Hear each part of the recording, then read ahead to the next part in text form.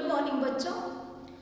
पिछले वीडियो में हम ये पाठ पढ़ रहे थे चिट्ठी का सफ़र। चिट्ठी का सफ़र इस पाठ में हमने पुराने समय से लेकर आज तक संदेश भेजने के जितने भी साधन हैं उसके बारे में पढ़ने वाले हैं। और उसमें मैंने आपको ये जो पढ़ाया था, इस ग्रीन बॉक्स के अंदर पिन कोड के बारे में दिया है, वो मैं आपको उस दिन बता रही थी। पिछले वीडियो में यहाँ मैंने ख़त्म किया था कि पिन कोड क्या है। वो चीज़ इस बॉक्स में दिया है। टेक्स्ट बुक में आप अच्छी तरह से उसको रीड करो कि इस बॉक्स में ये जो 6 नंबर होते हैं पिन कोड के, उनका क्या अर्थ होता है वो यहाँ दिया गया है। जैसे दिल्ली का है 11016। ये जो 6 नंबर हैं पिन कोड है ये दिल्ली के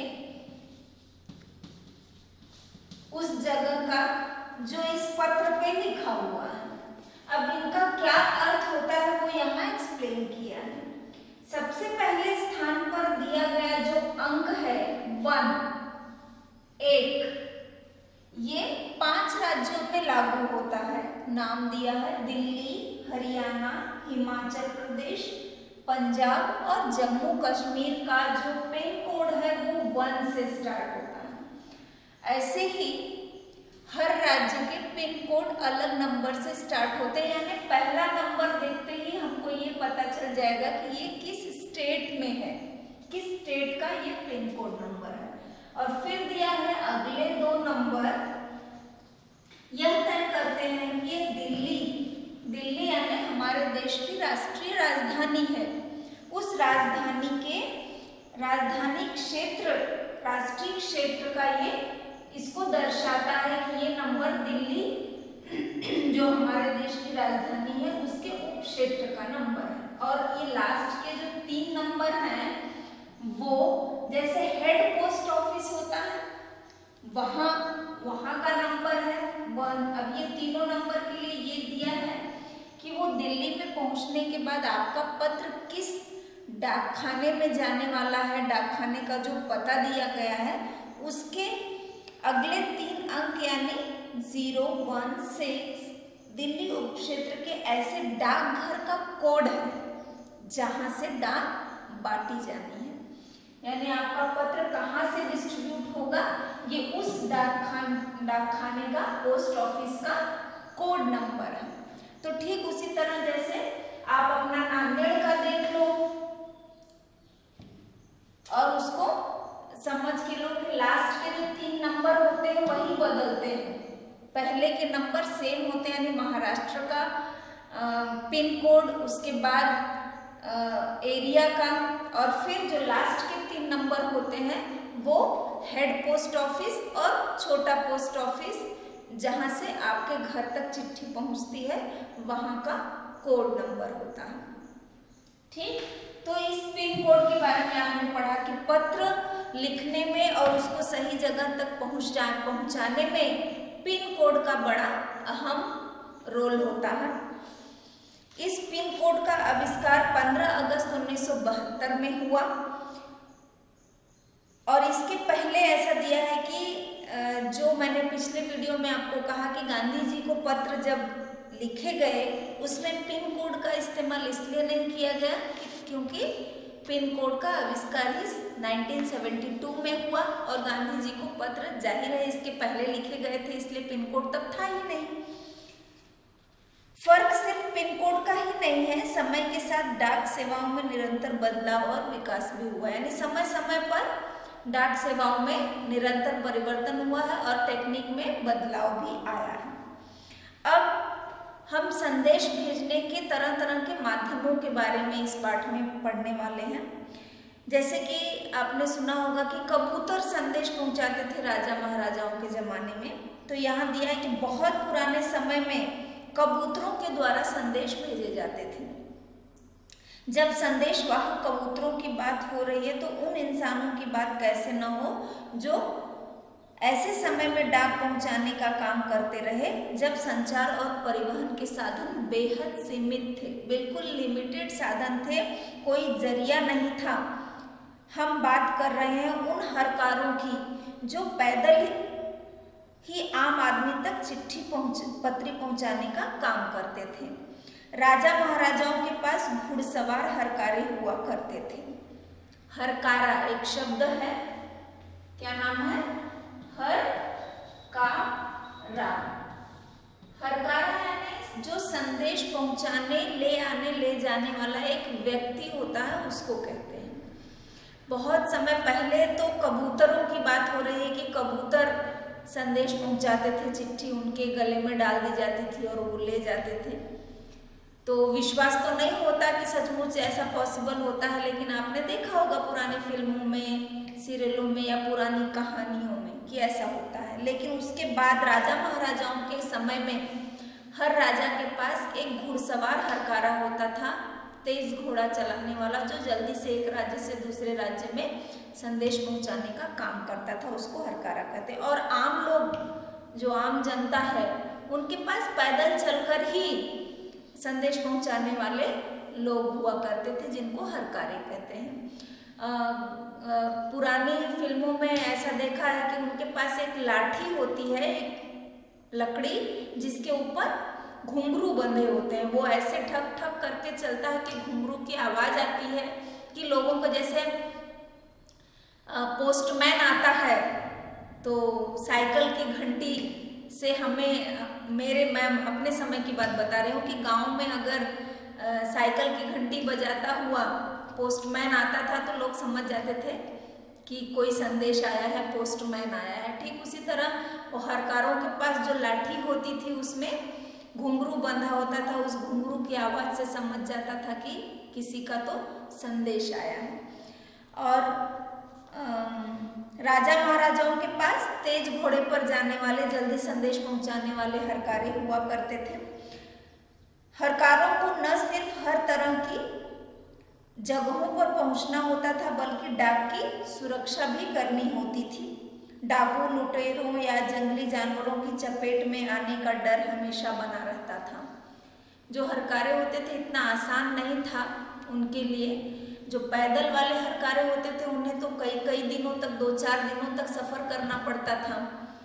और जो घोड़सवार होते थे, अगर दूर जाना है तो उनको भी 2-2, 3-3 दिन तक जाना पड़ता था और दुर्गम रास्ते से, जंगलों से जाना पड़ता था। तो कई बार जंगली जानवर हैं या चोर लुटेरों का भी डर बना रहता था। आज भी भारतीय डाक सेवा दुर्गम और पहाड़ी इलाकों तक डाक पहुंचाने के लिए हरकारों पर निर्भर करती है। हम और आप ऐसे मैदानी इलाकों में रहते हैं, सब कुछ सहज है, लेकिन भारत के कुछ क्षेत्र ऐसे हैं जो बहुत ही दुर्गम हैं, जहां बस से गाड़ियां आज तक नहीं पहुंचती हैं। ऐसे इलाकों में संदेश पहुंचाने का काम ये हरकारे ही कर रहे हैं। एक जगह का नाम दिया है कि जम्मू कश्मीर के लद्दाख खंड में पद्म यानी जंस्कार भी कहते हैं उसको, जैसे कई जगह हैं जहां हरकारे डाक पहुंचाने का काम करते हैं। यानी जैसा पोस्टमैन होता है वो गाड़ी से, साइकिल से आता है, वैसे ही पैदल जाकर ऐसे दुर्गम जगह जहां गाड़ियां, साइकिल कुछ भी नहीं जा सकती, वहां पैदल ही जाकर, वो जगह का नाम दिया है, वो कहाँ है? जम्मू कश्मीर के लद्दाख में, जिसका नाम जंस्कार है। ऐसी जगह पर आज भी हरकारे ही संदेश पहुंचाने का काम करते हैं। आजकल तो संदेश भेजने के लिए नए नए और तेज साधन आसानी से उपलब्ध हो गए हैं। डाक बांटने में हवाई जहाज, पानी के जहाज और जाने कौन कौन से साधन इस्तेमाल किए जा रहे हैं। डाक विभाग भी पत्र, मनी ऑर्डर के साथ साथ ईमेल, बधाई कार्ड आदि लोगों तक पहुंचा रहा है। यानी सारा कुछ काम पोस्ट ऑफिस के जरिए ही किया जा रहा है। ये जब पाठ लिखा गया तब तक आज की तरह व्हाट्सएप और फेसबुक नहीं था, इसलिए वो डाक विभाग का गुणगान इसमें किया गया है कि डाक विभाग के जरिए ही पत्र जल्दी से पहुंच सकता है, लोगों को मनी ऑर्डर मिल सकता है। और बधाई कार्ड यानी ग्रीटिंग कार्ड्स, तब पोस्ट, जब आपका ये फ़ोन नहीं था, व्हाट्सएप नहीं था, तो लोग बधाई कार्ड भेजते थे, यानी ग्रीटिंग कार्ड्स भी पोस्ट से आता था। तो ये सारा काम आज पोस्ट ऑफिस ने संभाल लिया है।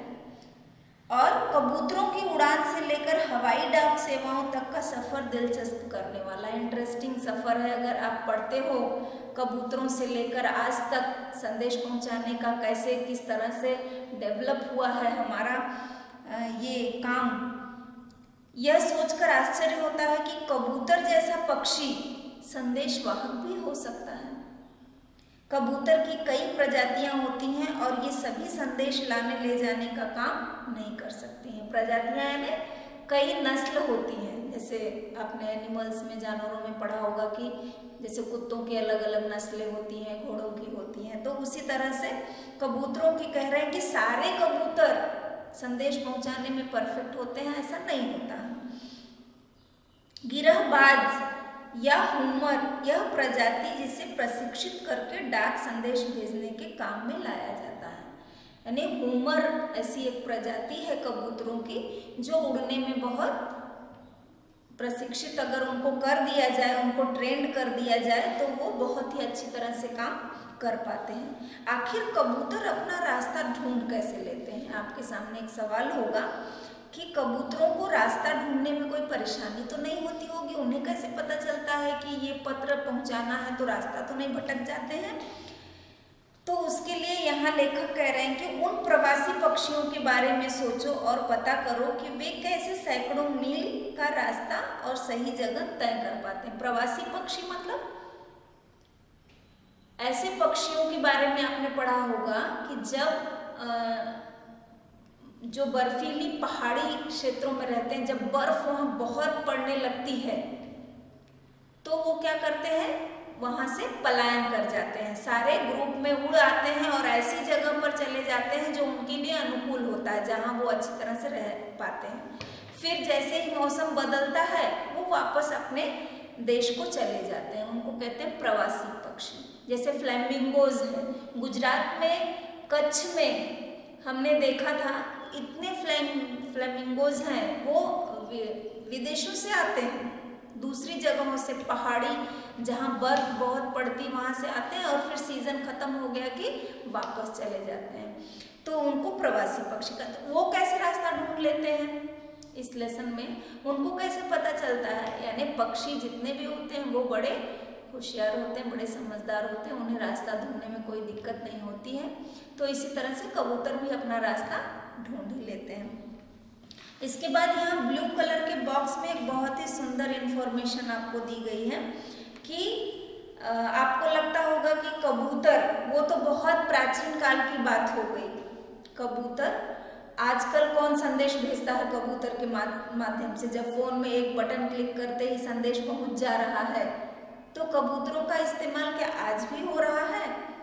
तो यहाँ ये दिया है कि उड़ीसा पुलिस खास तौर पर हुमर कबूतरों का इस्तेमाल राज्य के कई दुर्गम इलाकों में संदेश पहुंचाने के लिए कर रही है। मीन्स प्रेजेंट टाइम में भी ऐसा हो रहा है। कह रहे दुर्गम इलाके, दुर्गम मतलब जहाँ जाना कठिन हो, दुर्गम मतलब जहाँ जाना कठिन हो, जहाँ इंसान आसानी से पहुंच नहीं सकता, ऐसे दुर्गम जगहों पर जाने के लिए आज भी उड़ीसा की पुलिस हुमर प्रजाति के जो कबूतर होते हैं उनको ट्रेंड करती है और संदेश भेजने का काम करती है। कानून व्यवस्था संकट और अन्य मौकों पर संदेश के लिए ये कबूतर बड़े ही उपयोगी साबित हुए हैं। कबूतरों की संदेश सेवा जो है वो बहुत सस्ती और उन पर खास खर्च नहीं करना पड़ता, ज़्यादा पैसे खर्च करने की ज़रूरत नहीं है। इन कबूतरों का जीवन 15 से 20 साल का होता है और 8 से 10 साल तक तो वे बहुत अच्छा काम करते हैं। एक स्वस्थ कबूतर दिन में 1000 किलोमीटर तक का सफ़र तय कर सकता है। यदि कोई महत्वपूर्ण संदेश पहुंचाना हो तो 2 कबूतरों को संदेश देकर भेजा जाता है ताकि बाज के हमले जैसी अनहोनी स्थिति में भी दूसरा कबूतर संदेश पहुंचा दे। यानी उड़ीसा की पुलिस क्या करती है कि अगर कोई बहुत इम्पोर्टेंट कोई सीक्रेट मैसेज भेजना है तो वो 2 कबूतरों को सेम मैसेज देकर भेजती है ताकि किसी अनहोनी के दौरान अगर किसी बाज पक्षी, जो बड़े पक्षी होते हैं वो छोटे पक्षियों को खाते हैं, मारते हैं, उन पर हमला कर देते हैं, तो इस तरह से अगर कोई बाज कबूतर को खा ले या वो किसी तरह से घायल हो जाए और पहुंच न सके, तो कम से कम दूसरा पक्षी, दूसरा कबूतर संदेश पहुंचाने में सफल हो जाए। शायद यह पढ़कर तुम ऐसे एक कबूतर की कहानी पढ़ना चाहो जो दूसरे विश्व युद्ध में संदेश पहुंचाता था। यहाँ एक किताब का नाम दिया है, एक स्टोरी है जो सेकेंड वर्ल्ड वॉर, द्वितीय विश्व युद्ध के दौरान एक कबूतर था जो संदेश पहुंचाने का काम करता था। तो उसकी कहानी एक किताब में है, उस किताब का नाम है ग्रे नेक। ग्रे नेक मतलब कबूतर की गर्दन। उसका कहते हैं कि उस किताब में जो हीरो है उसका नाम भी ग्रे नेक है, और ये किताब अंग्रेजी में छपी है, तो आप तो इंग्लिश पढ़ ही सकते हो सके तो ये किताब पढ़ो जिसमें इस कबूतर की बहादुरी की कहानियाँ लिखी गई हैं। अगर तुम हिंदी में पढ़ना चाहते हो तो क्यों न नेशनल बुक ट्रस्ट को पत्र लिखो कि वे इस किताब को हिंदी में भी छापें। यानी इस पार्ट में हमने पढ़ा कि चिट्ठी कैसे इम्पोर्टेंट है, वो कितना अच्छा काम कर सकती है। तो आपसे भी यहाँ इस पार्ट में लास्ट की लाइनों में अनुरोध किया गया है कि ये किताब इंग्लिश में है, अगर आप हिंदी में पढ़ना चाहते हो तो यहाँ एड्रेस दिया है कि national book trust India, A5 green park, नई दिल्ली 110016। ये एड्रेस पर आप एक पत्र लिखो कि ये किताब हम हिंदी में पढ़ना चाहते हैं, कृपया आप इसे हिंदी में छापिए। ठीक है, तो हमने एक बहादुर कबूतर की कहानी यहाँ पढ़ी जो द्वितीय विश्व युद्ध के दौरान बहुत अच्छा रोल निभाया था और आज भी उड़ीसा पुलिस कबूतरों की सेवा लेती है। तो ये सब पढ़ा हमने हरकारों के बारे में, कबूतरों के बारे में और न्यू टेक्नोलॉजी के बारे में कि आज पोस्ट ऑफिस कैसे काम करता है, प्राचीन काल से कैसे करता आ रहा है। तो इस तरह से हमने ये चिट्ठी का सफ़र पूरा किया है। Thank you.